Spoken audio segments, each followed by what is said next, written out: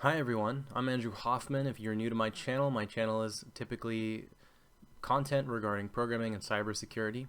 And recently I've been playing around with a game engine called Godot and uploading a couple video tutorials periodically. And I've been doing that because when I was a kid, I used to really love playing video games. But as an adult, it's very difficult for me to find any games that I enjoy. So most of my time that would be spent entertaining myself with, for example, games, I simply spend learning and producing and creating new things. Well, I kind of found this medium that seems to combine the best of both of those worlds, and this is called a game jam. And I've never joined a game jam before, but I've been learning and I've been researching past game jams, and it seems like a really fascinating concept. The idea is you have all these constraints. You might have a time constraint, a theme constraint, technology constraint, like you can only use a specific engine. You put together a team, you have like 3 or 4 days. You build a game based on a theme, and you're scored based on things like creativity and animation quality. So what does this mean? When you're working under constraints and pressure, oftentimes you end up developing solutions that are different than the solutions that you would develop if there were no such constraints and there was no such pressure. An example of this is what I think is really cool is JS13K games. So this is a game jam where developers have to produce a game that fits in 13 KB of JavaScript. 13 KB. That's such a small amount of space for an entire game to fit. If you look at a AAA game and you look at the loading screen, which is going to be like a PNG image on the background, that PNG image is probably like 10 megabytes. This is 13 kilobytes for all of the code, all of the sound, all of the art assets, all of the animations, etc. And they have different themes and such, but 13K is kind of a consistent core theme, a core constraint of this game jam. And even with these constraints, people manage to build spectacular games like this game, Space Garden. I mean, as you can see, we have an animated loading screen. We boot into the game and we have an animated character. It's just a little man floating around space, and there's planets. There's a green planet right here, and if I land on it or if I orbit around it, in fact maybe it's a gas giant, I have a meter that fills up with green goodness, and I can go to all these dead planets and I can, actually regrow these planets. So I can bring the beauty back to these dead planets. As you can see, I'm trying to jump off this planet right here, but the planet has gravity, so they included gravity. Not only gravity, but each planet has their own gravity.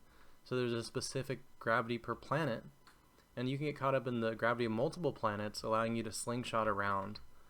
And some of the planets have fireballs or meteors or other obstacles that make it so you can get in close, but you can't get in too close, or you put yourself at risk of death.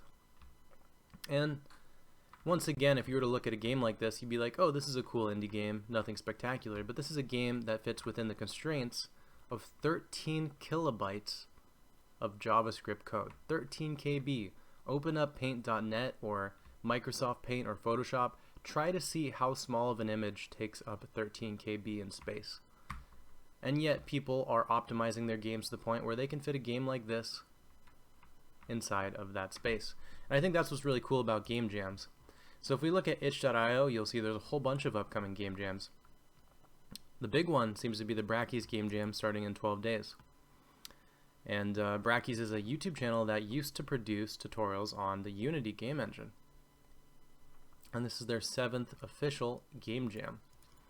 So the idea is, once again, there's constraints. You make a team, you produce a really cool game, and then you submit your game, and sometimes there's prizes. In this case, you'll be rated on game design, fun, innovation factor, theme, graphics, and audio.